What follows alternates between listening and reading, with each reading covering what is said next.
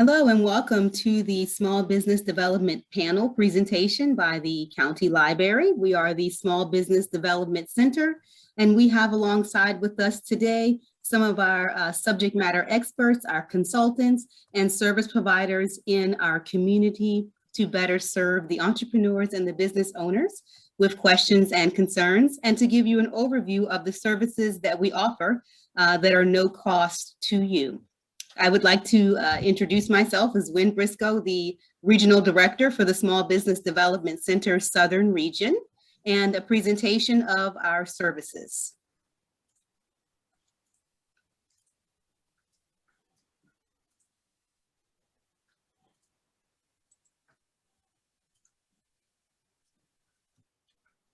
Our Small Business Development Center is hosted at the College of Southern Maryland. It's our regional headquarters. We have offices in St. Mary's County at our Economic Development and in Calvert County at the Economic Development as well.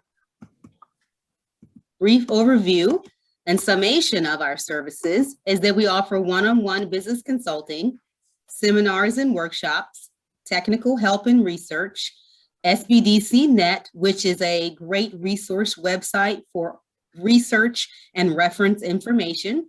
And we also do a third-party review of your strategic plans. A more in-depth for the services that we offer is no-cost one-on-one business consulting, and our consultants are very, very versed in a varied amount of industries. Business classes through the College of Southern Maryland in areas to cover start, manage, market, and growth, depending on what stage that you are in. We have classes and informational trainings to assist you. We host community seminars and workshops, just like the collaboration today with the library.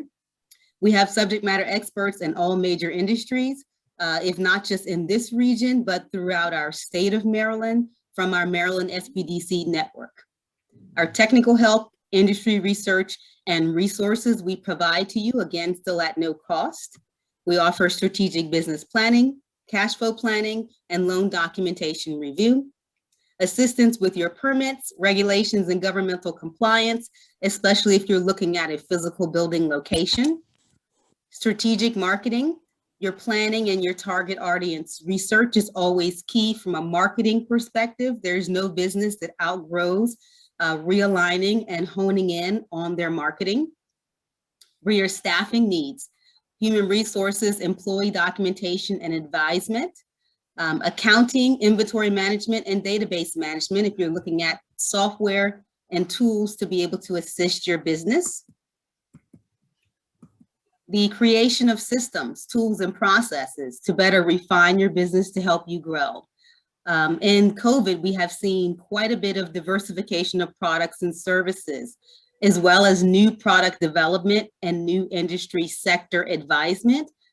When you're hearing the keyword very often of pivoting in the pandemic and helping businesses to take their existing products and services to diversify them, as well as looking at what they offer and how to better get that out to their customer base in a new and creative way.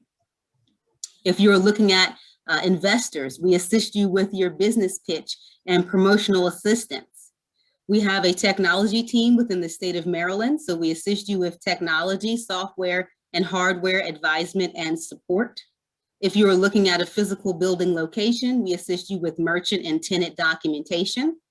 Again, a building for retail merchandising, vendor products, and service sourcing. If you're going into a building and you need site selection assistance, facility layout, and equipment build out, we work alongside our stakeholders and our business resource partners to include economic development offices, as well as the county zoning offices to help you get those facilities to where they need to be.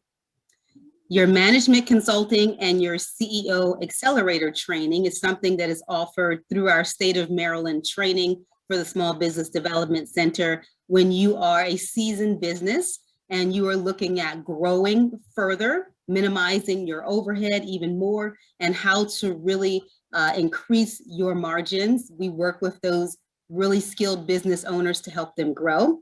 for the growth of their business and the revenue stages, and right up to their exit strategy and their succession planning. We are with you from the concept and the start of your business all the way through the exit, whether you're selling your business, giving it, passing it on to a family member, or your treasured employee. Whatever your succession plan is, we help you all the way through the spectrum of your business.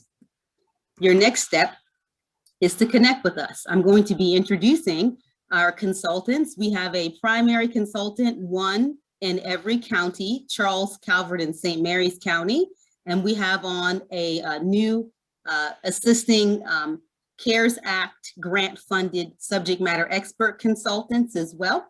So I'm going to introduce our staff, and they're going to tell you a little bit more about themselves, starting off with Davita Gaines-Stewart, our program assistant, and she will give you a little insight, and then we'll go to Bill, Lisa, Erin, following by Tisa and Dan, and our special guest that we have today.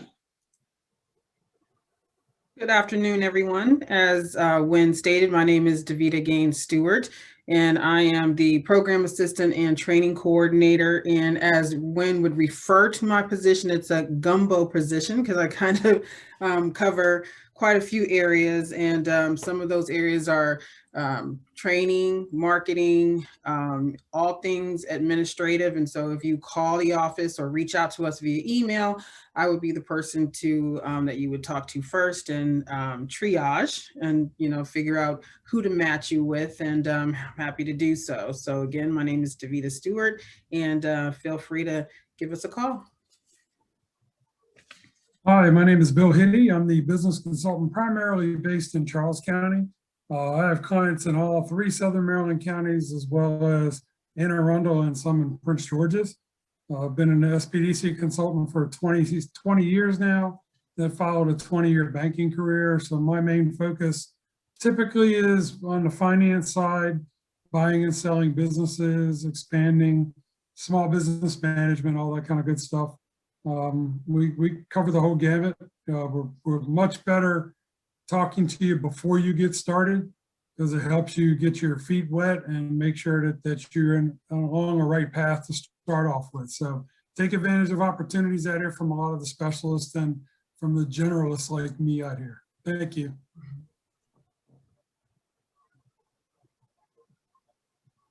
I think you said I'm next.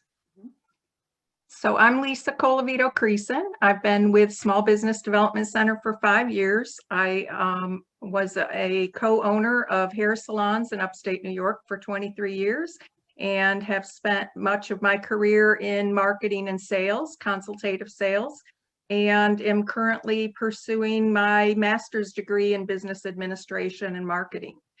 So Calvert County is my primary assignment, and I have a great team, both here that you're going to meet tonight and also throughout the region and throughout the state. We are very fortunate in the state of Maryland to have some really great partners to work with.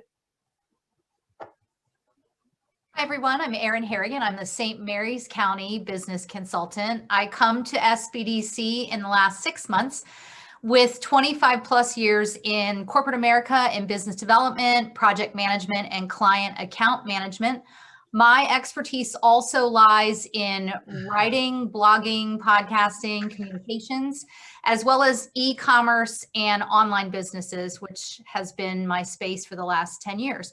And I have to agree with Lisa, coming to this team has been an incredible resource, all of us together for our clients.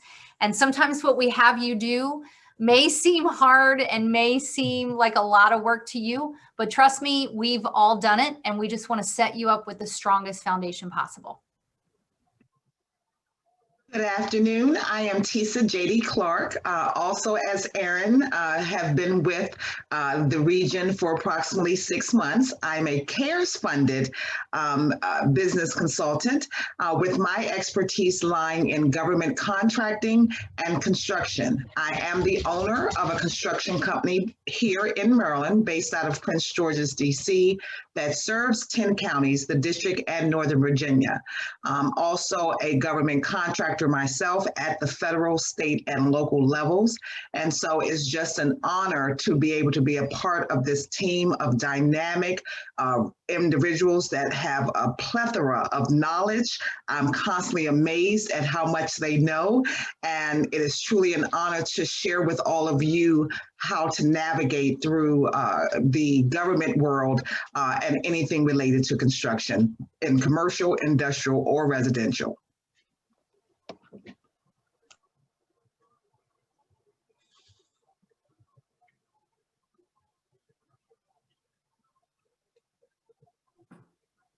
I guess I get to be next.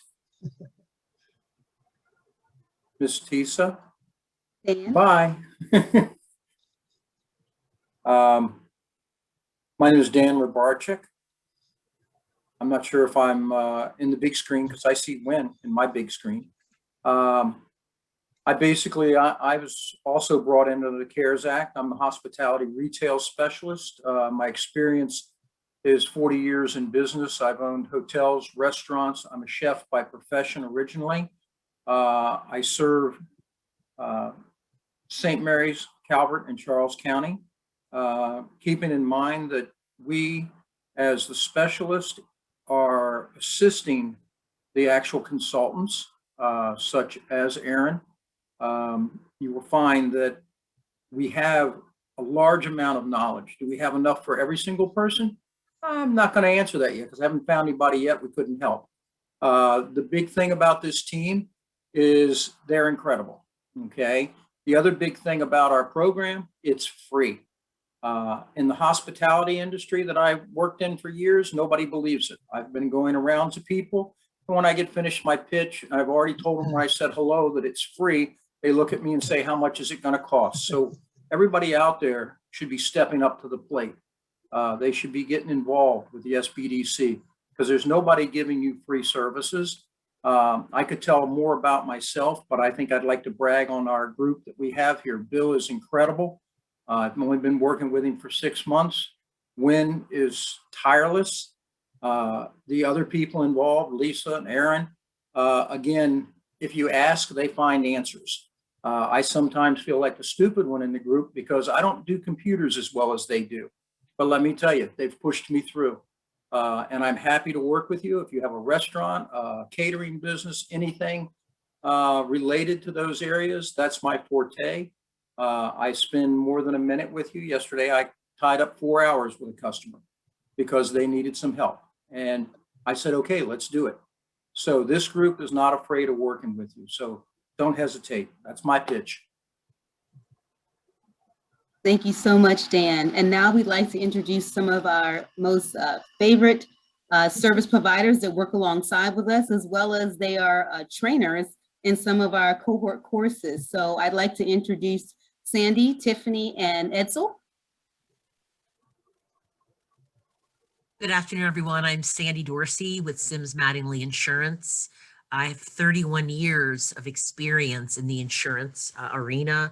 I worked in corporate for 27 years before making this transition, and we love serving our community. And I completely agree that the offers and the guidance and the resources that Sbdc provides is amazing. And the people, the wealth of knowledge and how they serve their community is something that all of us should be taking advantage of.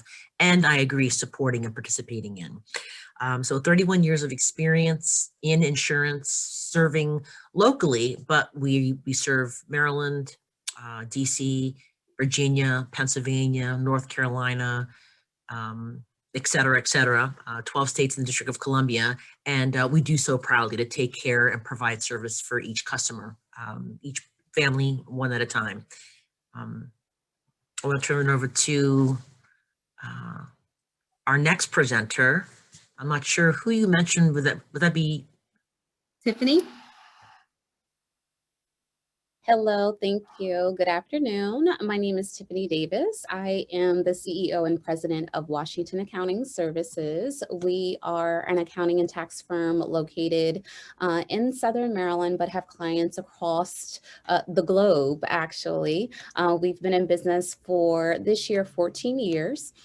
So I've worked in several industries such as construction, environmental, nonprofit, retail, financial investment, mortgage, banking, for-profits and nonprofits. We really specialize in assisting business owners and individuals in financial matters that can range from tax planning, tax preparation, to budgeting, payroll, and then also virtual CFO services. So this includes training and managing business accounting staff and entrepreneurs on internal controls, accounting software, records management, tax implications, and just general business planning. So I have been, I know not look like doing this for a very long time, but I have been in the industry for 20 years. As I said, had the business for the last 14 years. I am a part of the National Association of Tax Professionals, as well as the National Association of Accountants, the Women's Entrepreneurs of Baltimore, the National Association of Self-Employed. I've been to the White House several times in reference to small business briefings on healthcare and small business tax related issues. I've been a part of in the Wall Street Journal, USA Today, Self-Employed Magazine, numerous of articles. As Wynne stated, I do work with the Sbdc as well in teaching their business and tax record keeping courses, as well as I am an entrepreneur trainer with a organization called Project Opportunity, which is for veterans that are looking to start businesses. I'm also the Southern Maryland Business Mentor for Maryland Technology Development Corporation, which is known as TEDCO, and I run their Rural Business Innovation Initiative program and also an advisory board member of the Maryland Industrial Partnership.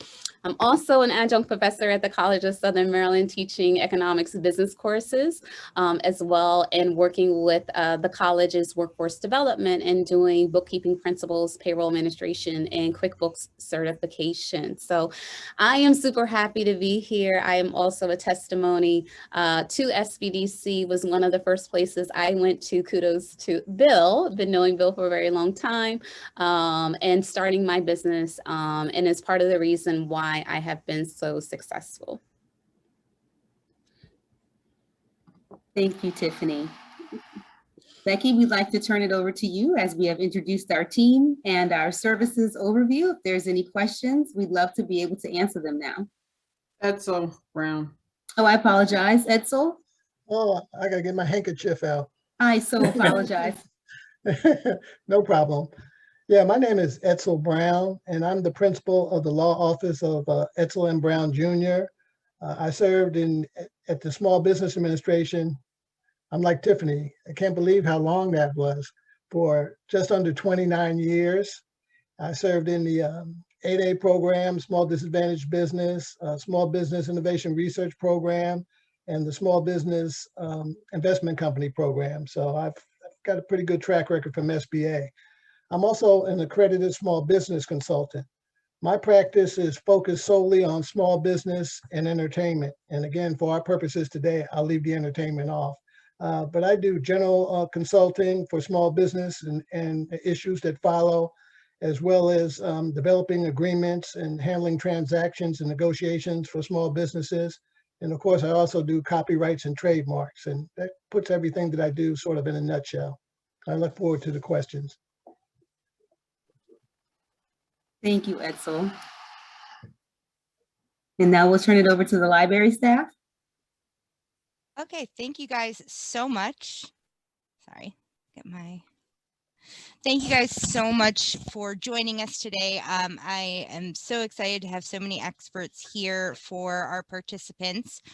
So for our participants, really the rest of this program is up to you. We are hoping for a question and answer session. You can, if you are familiar with it, there is a Q&A function in this meeting where you can type in questions that you have for the panelists. Sarah, do we have hand raising enabled? If you want to just vocalize your question rather than type it, that'll be okay too. Let me see. You should be able to raise their hands. Okay. So for our participants, if you are familiar with Zoom, you are able to raise your hand through, let's see.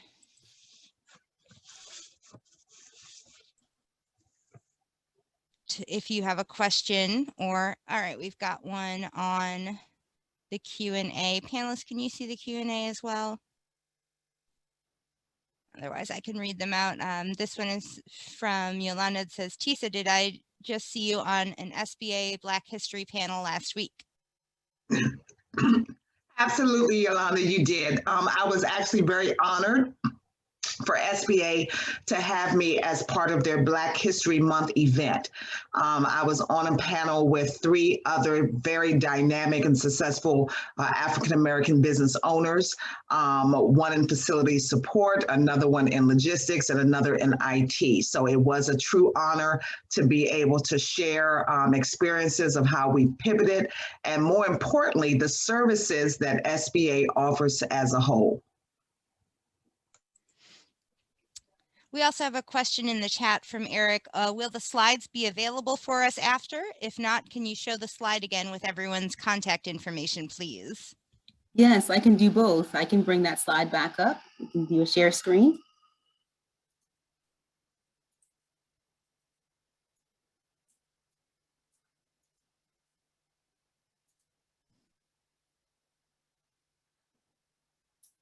And this is the contact information for Bill, Lisa, Erin, Tisa, Dan, and Davida, myself. And I will also put the contact information for the Small Business Development Center in the chat, our LinkedIn, our Facebook, our newsletter, how to connect with us on social media as well. Is that helpful?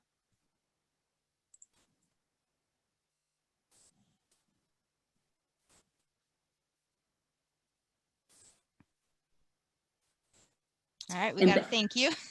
Okay. And if anyone, if you're able to, Wynne, we can send that out to the participants as well, the whole show.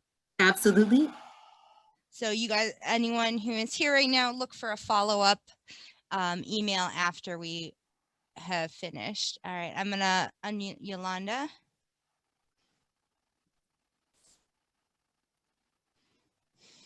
Can you hear me? Yes. Okay. So at the SBA panel that I was speaking about, we talked about how the COVID has affected their companies, and I wanted to find out if that's something that's going to be discussed today.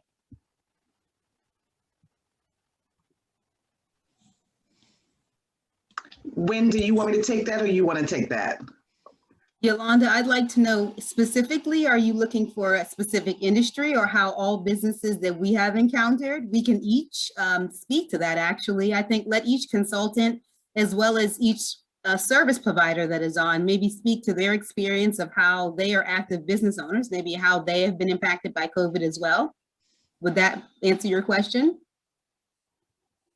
That would help a lot. Okay, will do. Okay, so Tisa, you started off and we'll just pass the baton to the next consultant and then to the next business owner. Sure. So having a active construction business in the midst of pandemic, clearly construction is a contact sport. And the biggest challenge with my clients being government or government funded, when the governor shut us down, so did that shut down my clients. So even though construction was an essential and still is an essential service to be provided, I too had to look at my expenses. I had to look at what else I could sell, how else could I serve my existing client base, shift and pivot, just as all other small businesses I'm sure had to do. One of the things that I was able to do is leverage my financial background and adjust my expenses from 33% down to 19%. And that was very, very tight. It meant putting pressure on some of my service providers, such as my insurance broker, to reduce my premium. As a broker, they can shop around and get me some better pricing, and looked at some of the expenses that we were using that we really didn't need. And so one of the biggest things that helped me was taking advantage of all of the programming that's out. So I took advantage of the Economic Injury Disaster Loan Program and its advance. I took advantage of the Paycheck Protection Program, the first round, and most recently the second round. I leveraged my county's grant programs, the state's grant and loan program, and was very excited when Governor Hogan announced that the loan was being converted to a grant. I got super, super excited about that.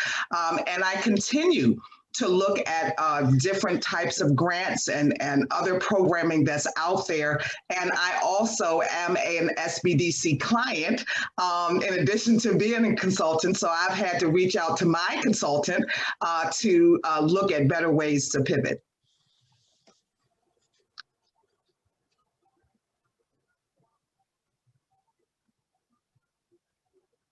Any other consultant or service provider like to answer that question? I'll jump in real quick. Again, there's numerous areas that it's impacted businesses that I work with. In fact, one of the main, how can I say, background consulting materials that I use, there's 41 pages of recommendations on assisting small businesses. And that's 41 pages of different areas that we can provide assistance to. So that kind of puts it in a nutshell. But I guess the major area that I've seen from my perspective is that clause in contracts that varying small businesses have entered into about impending disasters and how that particular provision is interpreted. Of course, you've got one side arguing that this is a natural disaster and they can get out of that contract because of that provision. And of course, the other side, if it impacts them, they're making the opposite argument. So one of the things that I would move forward to everybody involved, whether you're a very small business or a larger business, is to reevaluate all of your contracts and make sure they're in line with your best interest, because if not, there's a possibility they may be interpreted against you. Great point, Edsel. Great point. Any other consultant or business owner? Hi, Wynne. This is Sandy Dorsey with Sims Mattingly Insurance. And previously in the insurance world, I focus on enterprise risk management. And what does that mean? That just means you want to understand your risk. You need to have a plan, right? And this is like the theme is pivoting, right? In the pandemic, but it's just pivoting in general. It's having a disaster plan. And as we understand, disaster does not mean weather. Disaster doesn't mean fire or hurricane or floods or et cetera. But in this case, the pandemic, right, COVID was the disaster. And you taught me right.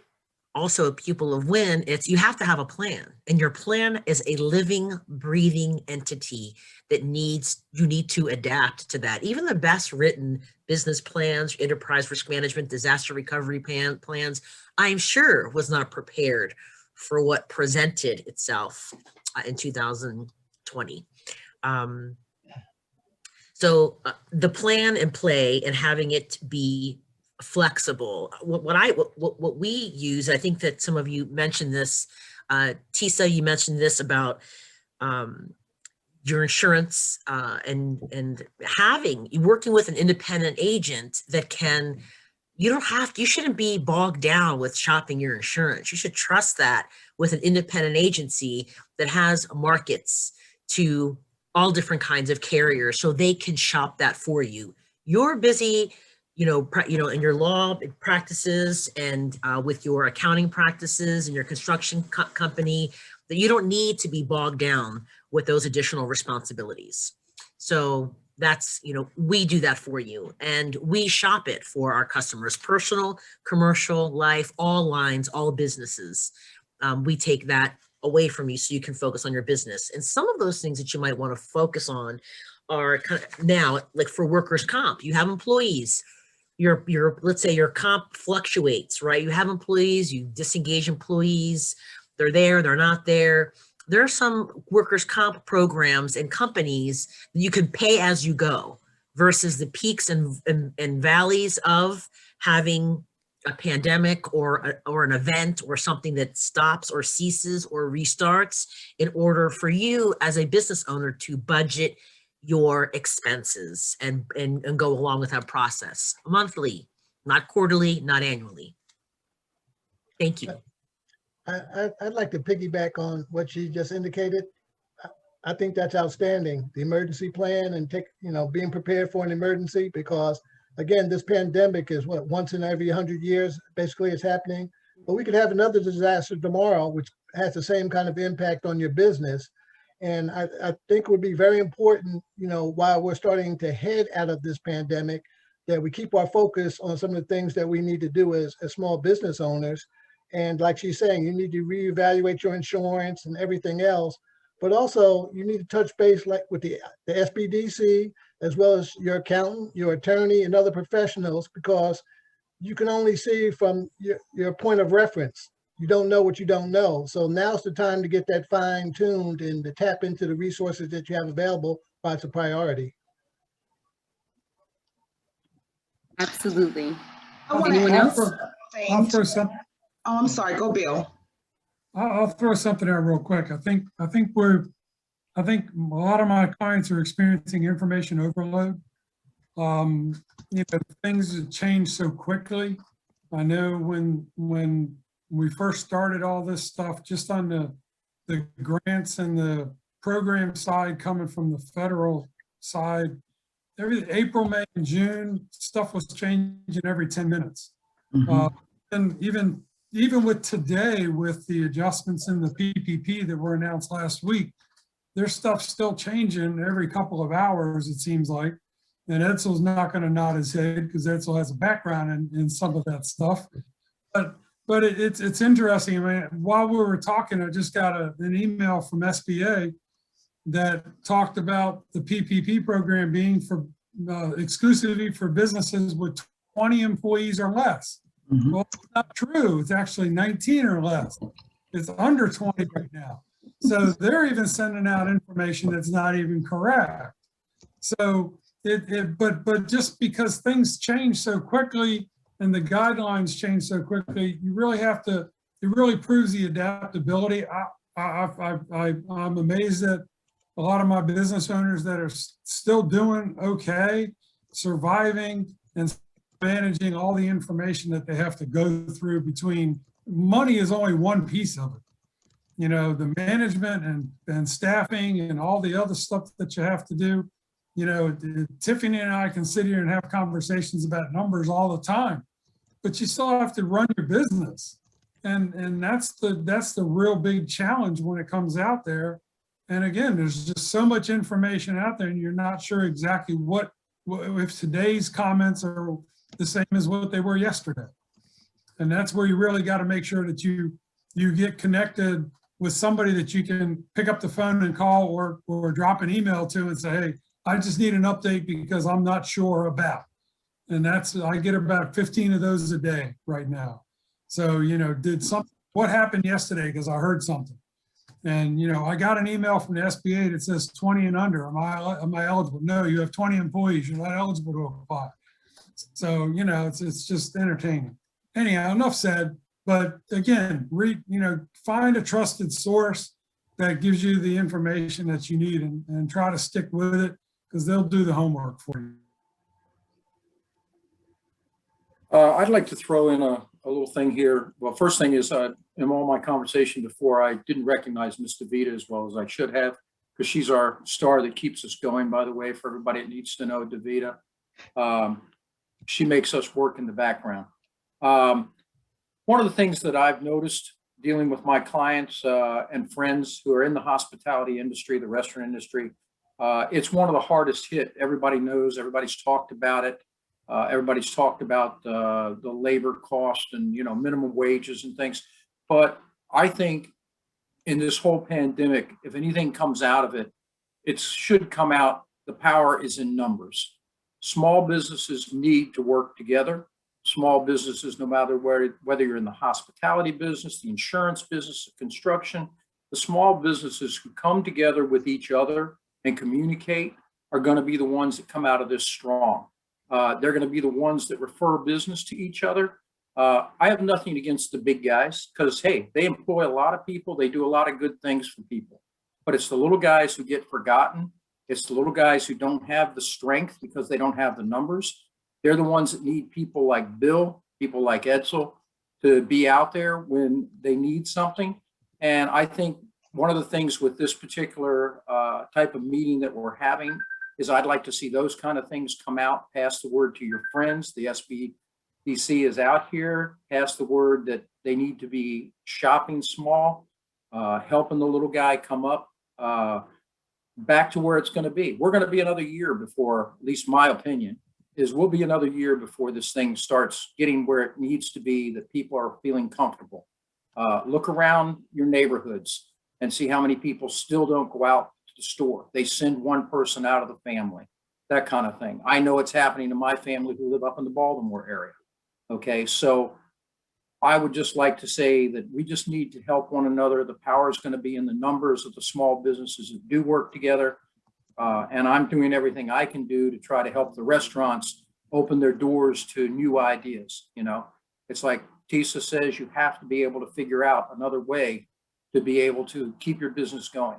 And that's what I'm trying to do with the restaurants. You'd be amazed how many of them never had carry-out business and they don't know how to handle it. I was surprised at that, but I'm learning. And so I'm trying to teach some of them how to do carry-out, how to make your food as good today as it will, you know, as it was yesterday, you know, but they've got it in a bag, you know?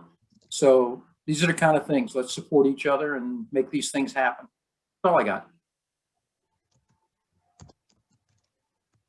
Tisa, did you have anything else to add? Because we do have another question, but I'd like to hear your input on this as well. I think everyone pretty much summed it up. I mean, if I could really just stress to other small business owners, you know, I think, you know, Edsel and it was also shared, you know, by our insurance professional about making sure that you have a contingency plan and you mitigate your risk. But I think that you need to figure out how you can be better efficient in providing the services that you're providing.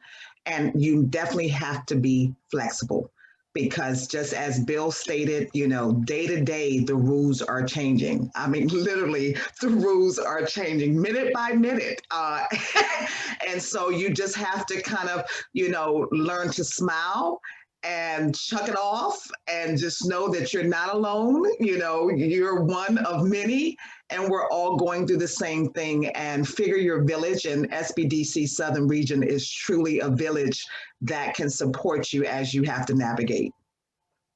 Can I piggyback onto what Tisa just mentioned real quick? Of course. And I think communication is talked about a lot, but I want to stress communication because if you're working with your small team, your small, you know, small group of employees, et cetera, it's like you need to be communicating with them every day as your plans change, as things change, because they're afraid, their families are afraid, and our responsibilities are to provide for them, right? Because as a business owner, you don't eat first. You don't. They eat first, and then you eat if there's anything left. But communication is key to let them know what's going on. How are things changing? Are we all working from home now? If we are, do we have the equipment? Can we get the equipment? Is that okay with them? And here's the great news. The great news is, you know, as a, local insurance company, we've written a lot of policies for new businesses that are home-based businesses during this pandemic, which is fantastic, which just shows the resilience of this great community and the ideas and the creativity that go on. So silver lining, but having a plan is key. Wynne, always having a plan, pivot, communication, and silver lining is there are businesses that are opening up, home-based and not, that are thriving. Thank you so much, Sandy. And thank you to everyone who gave their input. That was such a wonderfully answered and asked question. We are going to move on. I have another question in the chat from Christina, and then Yolanda has her hand up, so I'll get to her after Christina's question. The question that Christina posed was, how do you choose which county SBDC representative you connect with if you have business locations in different counties? That's a great question. So the way that the Small Business Development Center is structured is that we're broken down within regions and then within counties. So the slide that I put up has your primary consultant, which is the consultant of your county. So Charles County would be Bill Hitte, St. Mary's County would be Erin Harrigan, and Calvert County would be Lisa Creason. Those are your primary consultants for that county. We work as a team and a collaborative, so that if there is any particular subject matter expert that is needed, you will have 2 or sometimes 3 consultants assigned to you, which is the best. When we can do group sessions, the team is smiling because not only is this a no-cost assistance with professional consultants of 15, 20 years, but to be able to have 2 and 3 in a session, I mean, that's thousands of dollars that you're saving right there. And so depending on your industry, depending on if you need something specific and or maybe just special, depending, then we will have a collaborative. And so it's great. You always have that primary consultant, which is kind of like your primary care physician for your county. And then from there, you have your specialists that come in on a case-by-case basis. And as we've stated, we're here with you through the duration of your business. So it's not just start, it's also for existing business owners as well, who may need someone to jump in with marketing expertise, and or who may need to increase and maybe need to have a loan, and we need to bring in Bill and have that financial, right? So it just depends on what stage you are, what your needs are, and how we can better assist you in that growth process. Thank you so much, Wynne. Can I throw one thing in real yes, quick? let's get more. After being part of this group for 20 years, I will tell you, first step is just contact one of us, and then we'll put you in the right direction, or we'll team up with somebody. I mean, we've always had that structure down here in Southern Maryland. You know, just because we're assigned by county, that, as I told you, I've got clients in 5 counties. So it really doesn't matter. Just take the opportunity to connect with one of us, and we'll make sure that we get you in the right pot. Thank you so much. All right, we have another question from Yolanda. Okay, so this is going to be it. I'm going to stop running my mouth. I wanted to go back to the insurance lady. The young lady spoke about insurance. Part of what we're being hit with is because of the pandemic and with folks working from home, my insurance premiums, my clients are asking for insurance, for me to provide insurance on sexual harassment, cyberbullying, all kinds of things that I've never had to provide insurance for before, which are making my premiums extremely high, and I cannot put that on the clients because then that makes me higher than my competitors. In this case, I'm clueless as to what needs to be done because it's just, I don't know what to do, so I need advice on that. Sure. First of all, I want to thank you very much for saying the young lady in insurance. Thank you very much. Sorry. Edsel, I want you to kind of like piggyback with me and others, see if you want to join in. But if there are any requirements that are made to you, it should be in a form of a written agreement, right? Or a contract. And that's what I go to. 31 years is a policy, an insurance policy is a contract. Therefore, you want to read the terms or the contract that's making any requirements, whether it's waiver of subrogation or you need an additional cyber bullying coverage, or, you know, cybersecurity, or, you know, sexual molestation, or et cetera, to read, because here's the thing, there is a multitude of different types of forms and coverage that you can add. But that's why it's important to go to the document and read the contract that's requiring that specific coverage, so we can review And sometimes people will say, I want you to go ahead and add a list of these different coverages. Whether it's required or not is immaterial. But go to the contract, let's read that to make sure, number one, are all these things that you're agreeing to, if we get you those coverages, and we provide that, is that coverage for you or is it for a third party?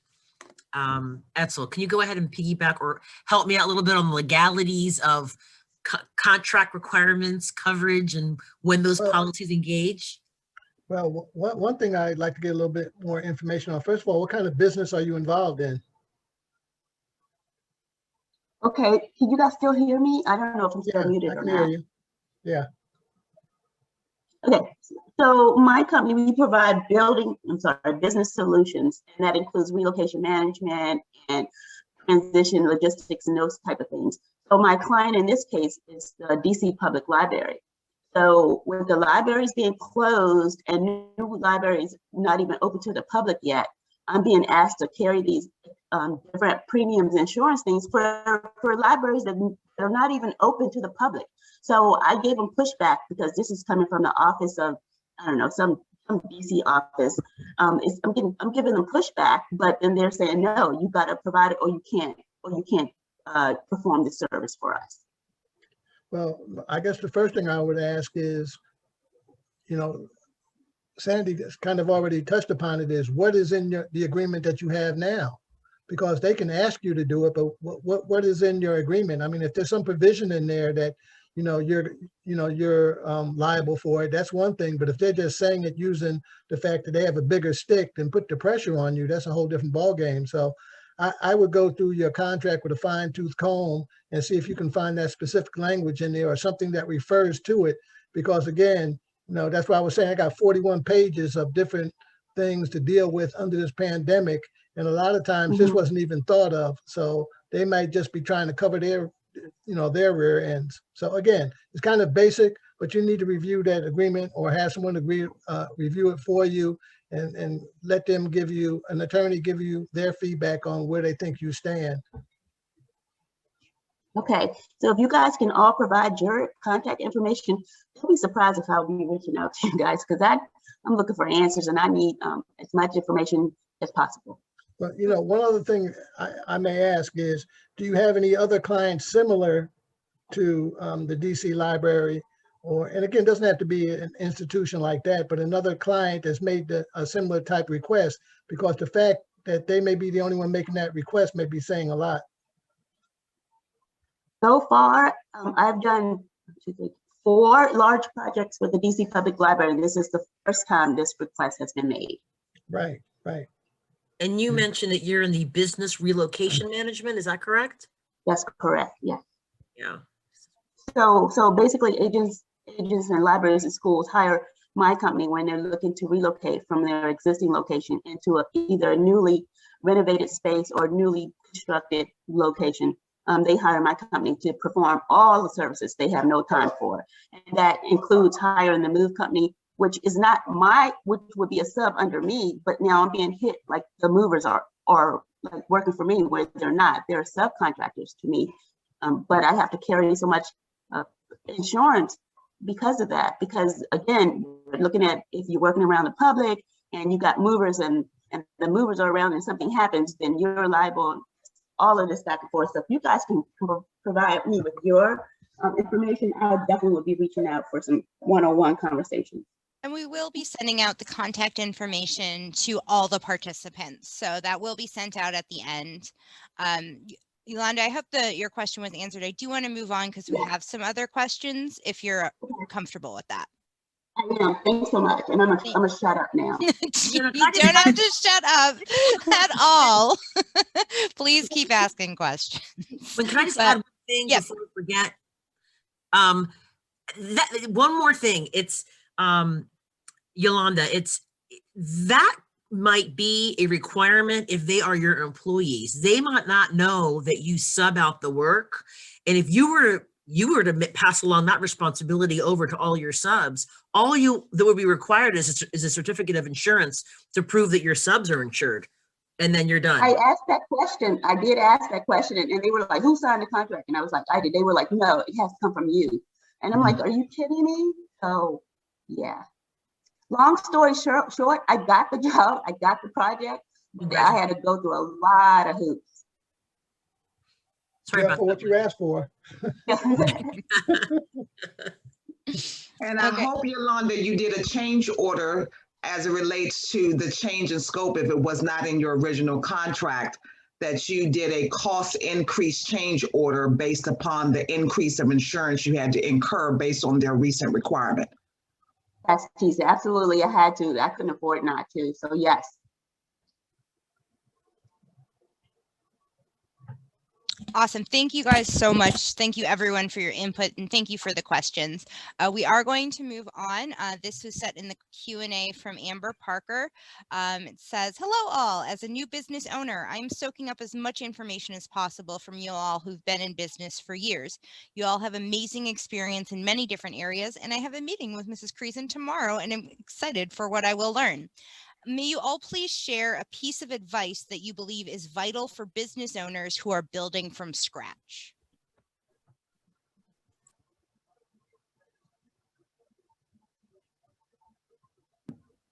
Well, I'll start, and I know you're going to be meeting with Lisa, so you are incredibly fortunate for that. So building from scratch, two things. One is I think it's really important for you to understand what is well within your wheelhouse and what could be outsourced. Because as entrepreneurs, we tend to think that we have to do all of it ourselves. And I am very guilty of that in my business. And then the second thing is really understanding who your client is, getting really clear on what we call your client avatar, so that because you're starting from scratch, your marketing message, your communications, your social media, what have you, is very focused on the client that you're seeking for your business, because you just don't want to be doing what we call throwing spaghetti at a wall and seeing what sticks, especially when you're starting from scratch, because you don't have the time or generally the money to waste. So getting clear on who that client is very important.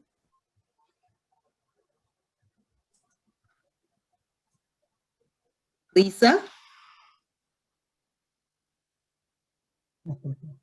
We're going to talk more tomorrow, but you know, we'll look at the basics and go through, you know, what your business plan is going to look like, what your marketing plan is going to look like, what your cash flow is going to be, what kind of state registration and county registrations are going to be required for the type of business that you're going to be starting.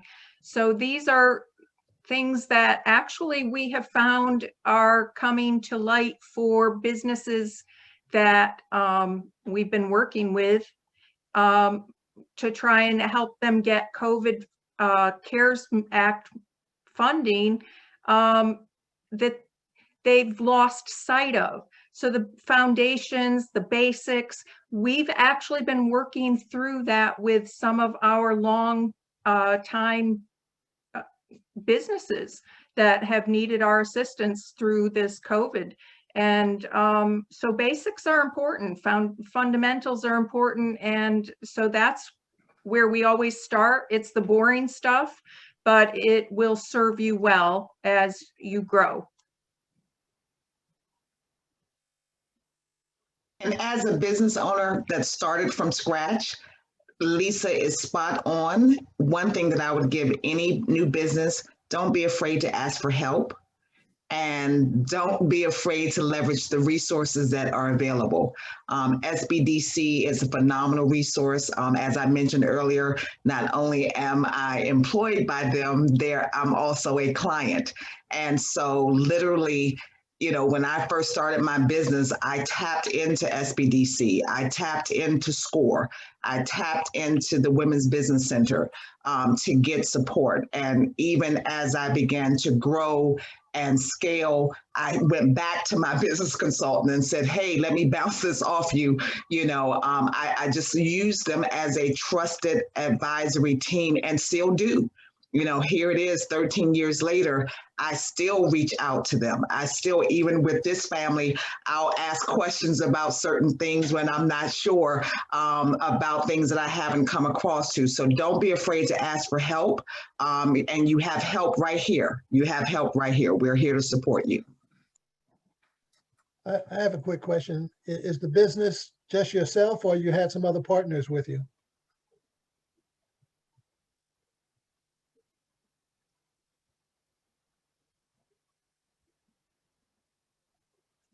Hello, it's just myself. Okay. Oh, no, I was just asking because needless to say, you want to make sure you have a good working relationship if you had some partners, because it's just like a marriage. You want to make sure that you guys are well suited. And Wynne has heard this story several times before. I went into a business many years ago with an old college buddy of mine who was a CPA, a financial planning business. And we were the best of friends from the days of drinking beers in the dorms.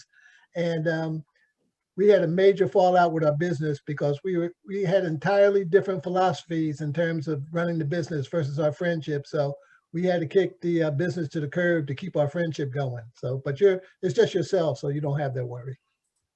Wow, thank you for sharing that. Thank you. I couldn't agree with you more. Just to add on to a little bit with, so you're building your business from scratch.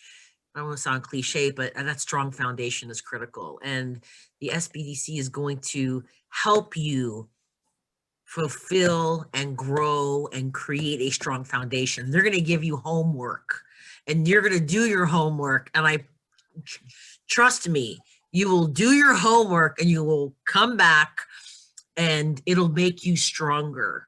And look at the network that you have in front of you right now. I mean, there's a ton of experience, so you're not alone. And very well connected, great people. I mean, I remember my first appointment that I had with Wynne, and I was just like in awe. I had a, homework, and I came back and, just, off to the races. But I mean, you're focusing on your business, but you need to build that strong foundation. So do your homework, because that's part of the foundation, and you're going to do your business and you're going to be building it one block at a time. But if you don't build your foundation, your plan, it's not going to be as strong as you need it to. So do all your homework up front, really.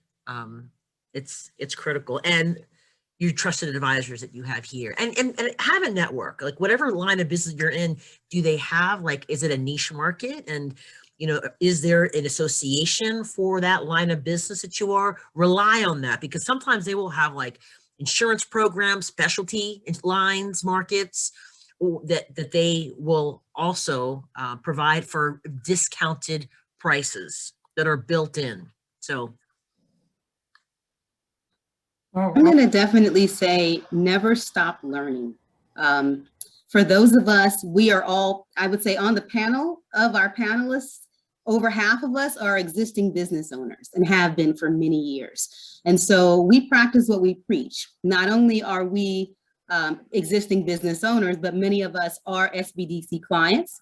And literally all of us have a consultant, right? So imagine we are consultants with SBDC, and we have consultants that govern us as well. And I tell people all the time, Bill Hitte on here is my personal business consultant for my business. And so we never outgrow that, never stop learning. Although we're professional consultants, you always need an accountability person to be able to have a different eye view perspective that will help you grow. And so never stop learning. Understand the three-legged stool of SBDC is money, marketing, and management. You want to master those three legs. And if any of those legs have a short, just like a stool, it's going to topple. So you want to make sure that you focus on your three-legged stool, working in your business and working on your business at all times. And I just want to add to the networking, because both Tisa and Sandy brought up good aspects of networking, with Tisa talking about networking with your community. And there are, even though doors are closed, there are a lot of virtual ways to be connected right now. And Ms. Parker, we will talk about that tomorrow. And Sandy brought up the other aspect where you want to network within your industry. And I do have some different ways of connecting you that way also. So networking is very important as well. I'll throw my 2 cents in because I've mentioned earlier about getting in touch with folks early on. Erin's been doing a lot of co-counseling with me as she's been on. And so she's heard my famous saying that I use all the time now. If it looks like a duck and it walks like a duck and it quacks like a duck, it's probably a duck. So if you look like a business, you act like a business, and you move around and manage a business, then people are going to call you a business. If you're not registered with the state, don't have trade names, if you're not in good standing, you don't have your legal structure, if you don't have your paperwork, you don't have your accounting system, it's all well and good to have customer markets. And, you know, but especially, you know, if you've been up and running for 3 or 4 years, to go backwards and try to fix a lot of that stuff is a headache because you're dealing with customers all the time. If you're in a position where you're still early enough to make sure that you have all those foundational things done and you get your system in correctly, then it's going to make life a lot easier. And what Lisa was referring to is very true. You know, you have to follow, if you're a legal entity in Maryland, you got to file an annual form and pay a fee. And if you didn't do that, you weren't eligible for any of the Maryland grant programs or the county grant programs. So, you know, that threw a wrench. And again, I would say you weren't acting like a duck. You know, you're doing something different. So you're not eligible for certain things because you're not doing what you were supposed to do on the foundational side. So I'll just throw that one out. And again, I know Erin gets tired of hearing me say that to all these people that are saying, I want to start a business, but it's true. You know, you are what you want to be, but you got to make sure that you're set up that way. And that goes the exact same thing if you want to get certified as a minority business, disadvantaged business, veteran business. I don't care what kind of certification, but you got to have all those ducks lined up because you still have to look like a duck and walk like a duck and act like a duck. Thank you. I just want to add one last thing. Everybody has given such great advice, and you know, I would ditto everything. But one thing I do want to kind of reiterate is that, you know, when you first start a business from the ground up, you know, you are full of energy. Okay, you have a new idea, you're so excited, you're ready to jump into it, you're ready to meet all these people, resources, sign up for everything, do everything, and eventually you're going to get burnt out, right? Not by, you know, just sheer will, right, of wanting to do everything and so determined to, you know, get your business off the ground. So I would have to say, you know, really concentrate on the work-life balance, right? It's super important with the productivity for yourself and your business.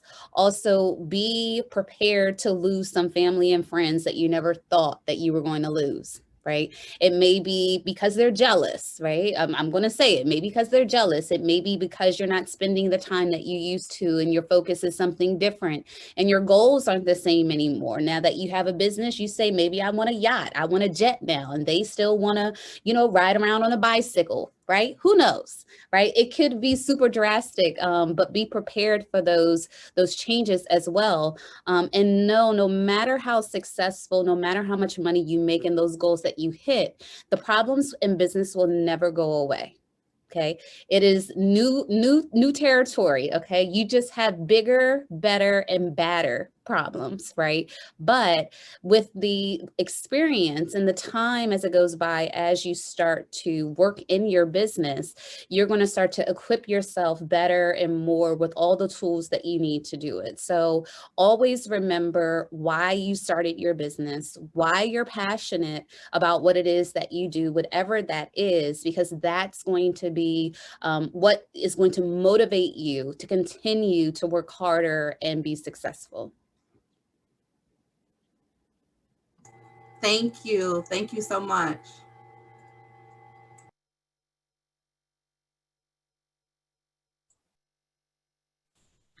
Did any other panelists have any input for the tips? I think we got almost everyone. And for attendees, I don't have any questions right now, so throw me some more so we can keep taking advantage of this great expertise we have.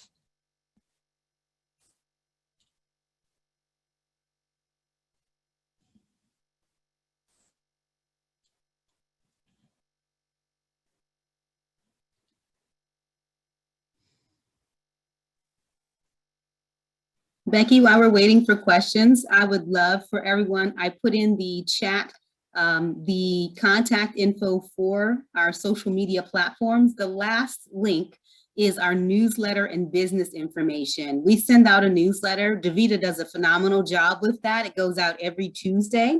One went out today. And I would encourage everyone to sign up for that newsletter. It has information for resources, upcoming events, grants, any type of trainings, and things that are happening in the region. We collect that and we send it out every Tuesday. So if you are not currently subscribed to our email newsletter, please make sure that you do so and stay connected. It's very key.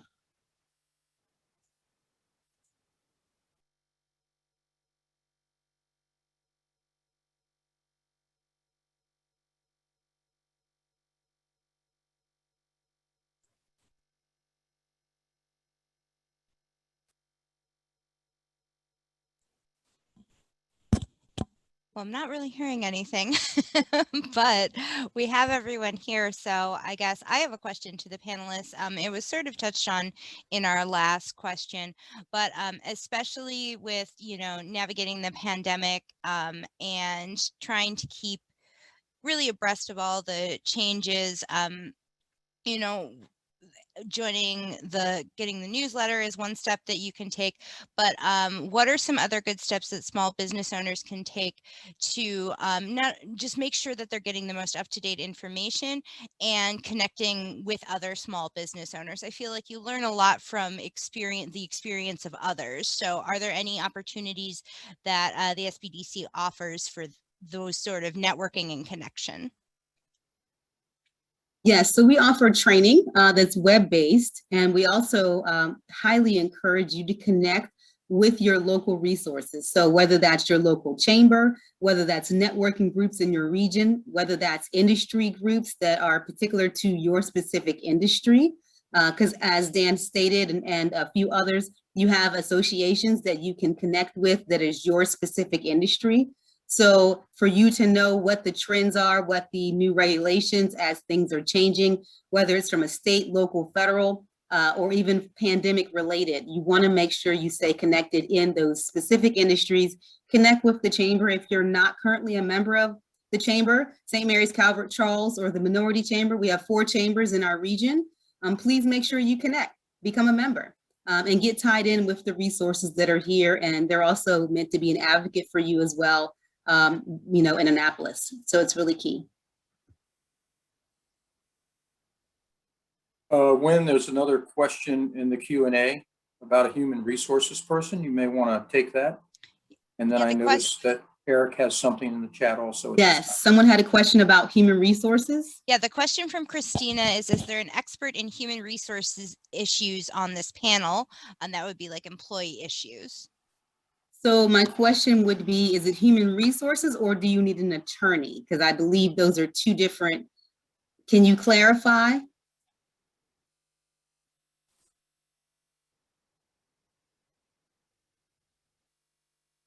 Yes. So it would be more on the line of, I guess, coaching on what you should do to help solve the problem before we get to any legal issues. Okay, so helping you from a human resources perspective with your staffing. So helping you as the manager to understand how to better manage your staff, because just because you open a business doesn't mean you know how to properly manage, right? So that's something that's very key. So our consultants can assist you with that. We can assist you with guides for employee handbooks and documentation and that process on how to onboard and manage from that perspective with the documentation, as well as attorneys to review that as well. I always encourage people to reach out and connect with human resources or what we call employment attorneys, so that if there's any specific concerns that you might have, to make sure that you're not in violation of employment law, you want to make sure that you do that as well. Okay. Very good. Thank you. That answers my question. Thank you. Absolutely.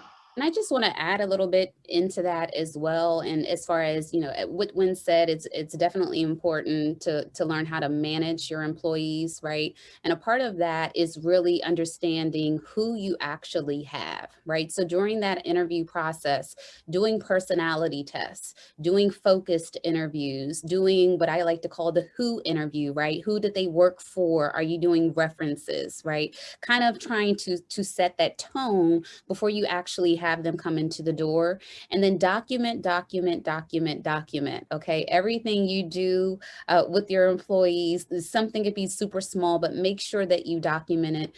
You never know when you're gonna need that information. And given the time that we're in now and COVID and the pandemic, if you don't have an infectious disease policy in place, definitely put that in place. How are you going to handle people coming through the door, clients, staff, temperature checks, sanitation? What's the procedures for them to come back to work, right? Having all of those documents into place and to really knowing your employees, right? I think that's what a lot of businesses, don't really ask their employees, what's your goals? Where do you want to be in the next 4 years? Where do you see your compensation? Analyzing your benefits, right? Because it's not all about compensation that makes employees happy, right? Is it giving them paid lunches? Is it doing special social events every quarter? Is it allowing you to have, I have a ask me anything quarterly, so they can ask me anything from business to personal to anything, right? Creating that fun atmosphere and connecting with them. So, it's a wide range of things that you need to cover when it comes to human resources. If I may, real quick, I agree with everything Tiffany said, as well as Wynne. Bottom line is, again, I don't know how many employees you have, but I would highly encourage you to develop an employee handbook to try to address as many issues as you can think of, and maybe have someone else take a look at it. Maybe they can come up with some other items. And I'm sure you're probably working with the Sbdc. If not, you should be. And again, I would develop that employee handbook. And if you're small, it doesn't have to be a treatise, but you need to get something in place to control expectations.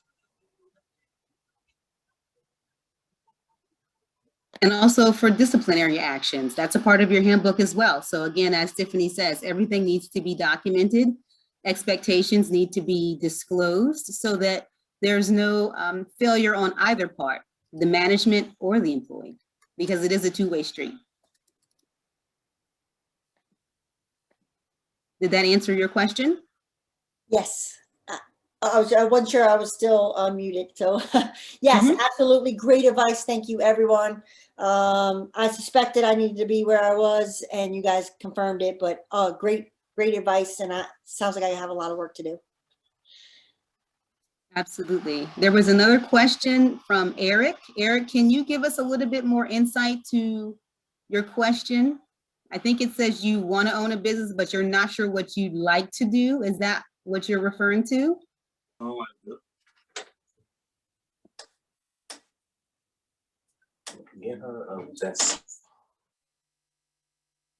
This is actually Melissa. I'm sorry, I'm using my son's computer. Okay. Hi, Melissa. Hi. So my question is, I know I want to own a business, but I'm kind of lost of where I should start, or how when you have several different talents, but you don't know which one you want to actually go with. How do you, is there someone to help pinpoint to get that started? Yes. So I have two questions for you. You first stated that you want to own a business, but you don't know what you would like to do. Can I ask you why you feel you want to own a business? Answer that first question for me. The main thing is I want to be my own boss. I want to work my own schedule. So that's the main reasons. Okay, so you want flexibility is what you're referring to, because Correct. Entrepreneurship is a lot of work. You are never your own boss. I see Eslo chuckling. Your customer is your boss. So you're really never your own boss. You definitely don't have the flexibility that you may think you have. Yes, you might not have a 9 to 5, let's just say that, but entrepreneurship is a 24/7. So you're exchanging a 9 to 5 for a 24/7. So I do want to set realistic expectations for you with that as well. I would say my tip, and then I'm going to pass it on to the panel, would be always seek your passions, whatever your interests are, your hobbies, things that are your the loves that you have. And then also on the converse, sometimes what are your pain points? Those two different ends of the spectrum always seem to be a good Kickstarter for people to understand and identify the type of business that they would like to start. So either a passion or a pain point are typically the two triggers that help you narrow down and focus on the type of business that you would like to start. Anyone else from the panel?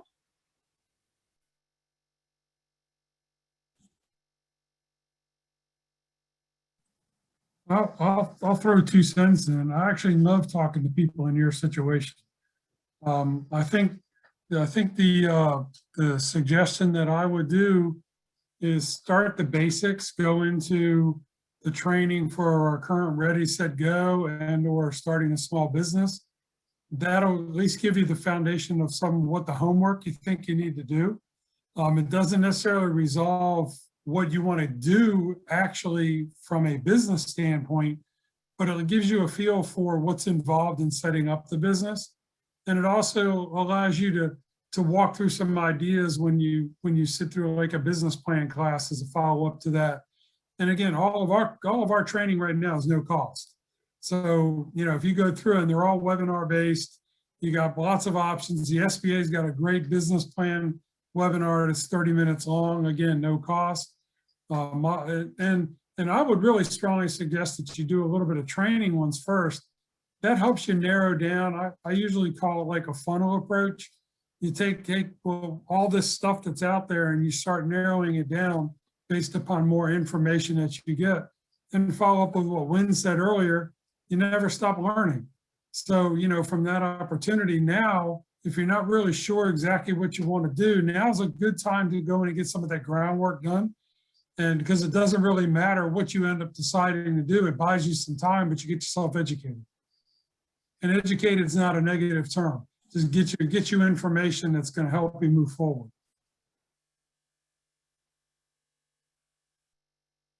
Thank you. And Lisa and Davida have both put resources in the chat. One is our SBDC calendar of trainings. And then also you have our SBDC website, which has our resources on that as well. Okay.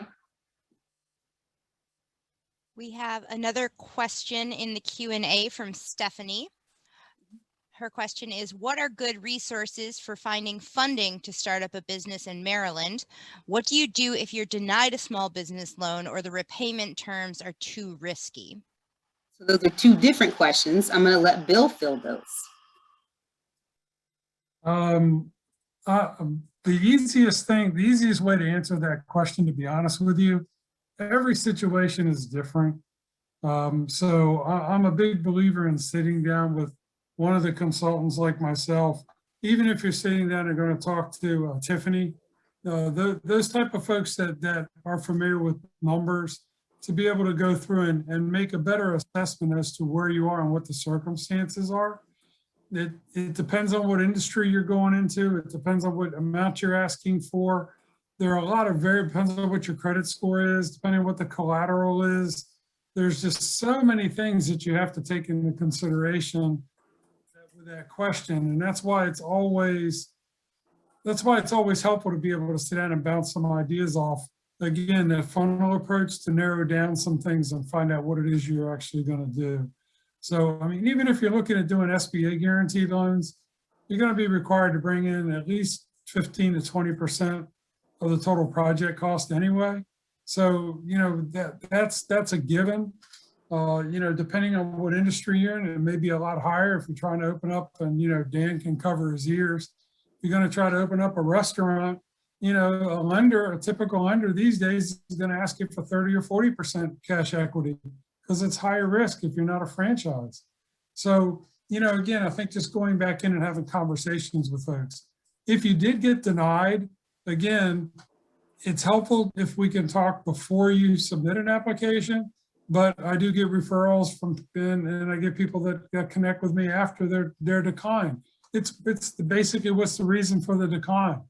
If the lender is declining you because of credit score, that's a very different issue than if they're declining you just because of cash flow. So, you know, that makes a big difference in what the next steps would be. And if the loan repayment terms are quote unquote unreasonable or not too good, again, it depends on what industry it is. That's one of the roles that the SBA can really fill in. If you're getting in a situation where payment terms a little bit unreasonable, you can go in and get a longer term or a little less collateral issue when you get SBA guaranteed loans. Again, industry dependent. And again, even with an SBA guaranteed loan, you still have to have a lender that plays ball with you. So the only direct loans means the money comes directly from the SBA to you is in the emergency or critical, or, you know, whenever we have the economic impact type of issues, hurricanes, tornadoes, all those kind of good things. You know, that happens. And those are the kind of funds that are direct come from the SBA, but all the other, even the state programs, you know, the variables depending on what they're marketing and what kind of information you have. So, you know, really sit down and talk to somebody that can really provide that insight, I think is really the most beneficial side of it, to be able to figure all that out. A little bit of a long-winded answer, but it's not an easy question to answer. Thank you, Bill. Anyone else want to give insight to those two different questions? Startup funding as well as been denied. I know that we have sent resources out for, I would say, websites such as helloalice.com and things of that nature that have a combination of startup funding resources or grants depending on specific industries or women-owned and things of that nature. So that might be a good resource for you as well. Again, that was helloalice.com. Anyone else? I mean, I would just add, as Bill said, you know, make sure, one, before you go after funding, and or if you're looking for funding, that you actually need it, right?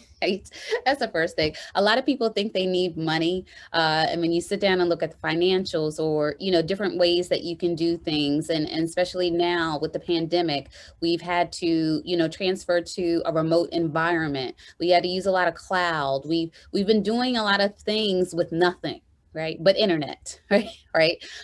So, you know, really evaluate whether or not the need for funding is actually there, right? Because you might not need as much as you think you do. And I would say, you know, more than half of the clients that, you know, I've worked with or the training classes, they come in thinking, hey, I need $100,000. And then when we sit down and look up startup costs and, you know, how they're going to proceed and doing 3 years of, you know, advanced cash flow statements to see how this is going to work out, they're really finding out, you know what, I don't need the 10,000 foot square face, space to be able to do this, right? I can do this, you know, in the bathroom, right? Easy with a laptop, right? And I can slowly start to do this. So just don't think in starting a business, you know, automatically that you need funding, you know, do the research first, make sure that is what you need, because now given the pandemic, it is a lot harder. Lenders are a lot stricter with documentation and what it needs to be provided to make sure that they're not, going into a more deeper risk. And I can tag along a little bit on what Tiffany just said, because not only do you have to know whether you need it or not, but you also have to know what you're going to use it for. So, you know, the real key is often people will come in and they will say, well, I need X amount of dollars because I want to cover my rent and my payroll for a year. Well, you know, lenders aren't out there to provide you your pay for a year and to cover your rent. That's what you're supposed to be making money for. So, you know, when you say, well, they might cover 90 days, they might cover 180 days if you're seasonal, but they're not really going to cover a year. So again, it's understanding the circumstances about what you're looking for. So you have to be really careful about understanding what it is you're going to use the money for. And in addition to how much you really truly actually do need. And there's some other startup resources. There aren't a whole lot of grants out there for-profit businesses to start businesses. And the grants that are out there for those things are relatively small. Most of them are, under $5,000, but they're very competitive. Typically, you might find one for $500, which means if you need 5,000, you got to get 10 of them. So, it's a part of the process to go through if you have the time and energy to go through, but you have to understand that they're highly competitive. And a lot of them are either industry specific or targeted to pretty much economic situations or geographic situations.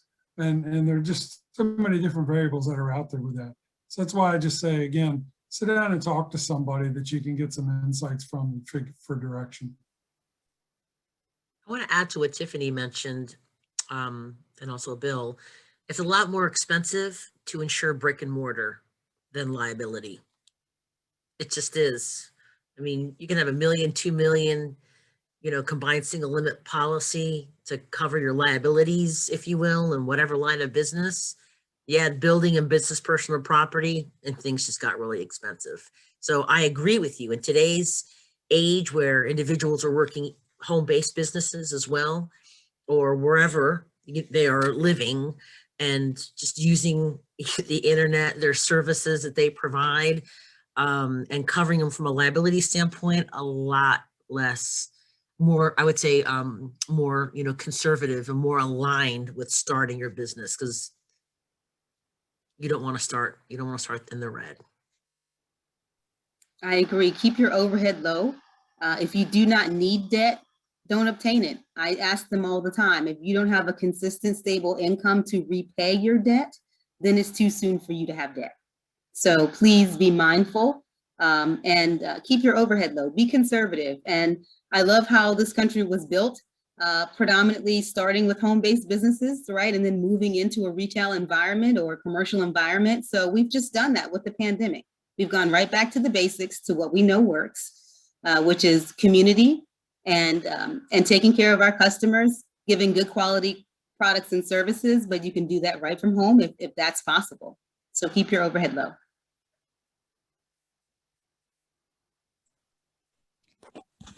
Thank you, everyone. We don't have any more questions right now, but I do want to remind all of our attendants that I am keeping track of all of the resources that are shared in the chat, and I will be emailing them out to you afterwards, as well as a copy of that PowerPoint presentation that Wynne shared with us earlier. So even if you don't, have all the information from the chat saved, I just want to remind you that I will be sending that out. So don't worry too much about copying all those details immediately right now. It will be put together for you.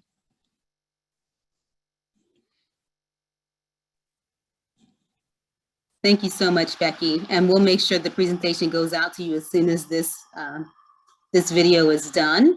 And if there's no more questions, I would encourage the attendees to please just connect with us with whatever platform works best for you, or shoot us an email. And just as Bill said, all of us work together as a team. So any one of us will be an on-ramp for you, whether it's your specific county or not, or if someone's watching this later, I'm sure it's recorded. So even if you're watching this after the fact, connect with the Small Business Development Center. If you're in the Southern region, if you're watching this outside of St. Mary's, Calvert, and Charles County, then I encourage you to go to Maryland Sbdc website. And then from there, you'll see the 5 regions as we are broken down within the state of Maryland, and find the region that's best for you. That's the closest to where your office and your business is located. And if you're watching this recording and you do not live in the state of Maryland, then go to America's Sbdc. And then from there, America's Sbdc website will then allow you to select the city and the zip code and the state that's the closest to where you are located, and finding an office where you are. Encouraging to connect with any Sbdc that's the closest to you. There is an Sbdc office in every state and territory on American soil. Okay, so there's 50 and bare bones. And then there's some states obviously with other additional, and then the territories such as the islands have offices as well. So no matter where you're watching this from, if you are on American soil, there's a small business development center that can assist you, no cost. I didn't get the Virgin Islands assignment, so that's why I'm. That is where I'm retiring. Actually, it's going to be either the Virgin Islands or Hawaii, but we will still be consulting American businesses and teaching them how to manage the tourist season bill. And so umbrellas and their drinks, Dan, and I'll be wishing you well in my retirement, SBDC style. Well, I just want to offer up this one last chance for our attendees to ask any questions they might have. You can type them in the Q&A or in the chat, raise your hand and I can unmute you. We'll give you guys a little bit to think. Otherwise, I personally just want to thank all of our panelists for the wonderful information you guys have given today. It has been so helpful and I have learned so much. And I just on behalf of the St. Mary's County Library, I'm very thankful that you are all here for us today. Thank you so much for having us. I want to thank our team, the Small Business Development Center consultants, and our trusted resource partners that work alongside with us and teach our classes, and they're phenomenal business owners. So connect with them if you have any questions for their industry. Again, we're all here in Southern Maryland supporting the Southern Maryland entrepreneurs and small business community. I have one thing to add, and I'm big on plugging myself. April 28th, I'm conducting a Zoom meeting with all the hospitality businesses that will get involved with us. Might not be as extensive as this one has been, but it's more of a meet and greet and share ideas with other restaurants, concession trucks, etc. And that's going to be April the 28th. So we got plenty of time to plan. So if you got a calendar, put it on there. If you got friends in the restaurant business, pass the word, tell them to get involved with us. We want to have everybody in Southern Maryland we can get. That's my plug. Thank you. Thank you, Dan. I also have another plug. We are having on April 1st a all things government contracting. So we have lined up every agency from federal to state to every county in this southern region to share about the different programming, the certification process, registration process, everything that you would need to know if you are interested in government contracting. So the link is currently on all of our social sites. It's also in our newsletter as well. And so that registration is open, and that is scheduled again for April 1st, starting at 6 p.m. And it's a star-studded event because there's going to be all things contracting, government contracting for Southern Region. Thank you both. And they're both our subject matter experts that have come to us with CARES funding. We're so grateful for that. I put in the chat, just as a reminder, April 1st, government contracting and restaurant meet and greet, April 28th. So please do follow us on social media. You will be seeing the government contracting event is already on our Facebook page, and the restaurant meet and greet will be added this week so that you can share, promote, and invite. Okay, Becky, Sarah? I have one more. April 7th, I'm doing a class on social media strategy. There we go. I think I started something. You did. I will have these dates in my follow-up email as well as the link to the calendar for anyone who is interested. Well, we're a little before 6 o'clock, but I think that has been a great amount of information for everyone to process. So I am okay with us finishing up a teeny bit early if the panelists are. Yes, absolutely. Just connect. That's all we have to say. They can get more one-on-one, which is going to be beneficial to their business. So thank you again to Wynne and all of our panelists. This has been absolutely wonderful. Thank you to the attendees for taking time out of your day to speak with us today. And please make sure you reach out to the Sbdc to get more assistance for the future. Thank you all so much. And just to do our own plug, St. Mary's County Libraries will be opening back up to the public with limited hours and services on Monday, March 8th. So we are looking forward to seeing you back in person for anyone who is hoping to come to the library. All right, thank you everyone so much. Have a wonderful evening, and I will make sure to get that follow-up information out to all of our participants as soon as I can. Thank you everyone, and thank you panelists again. Have a great day.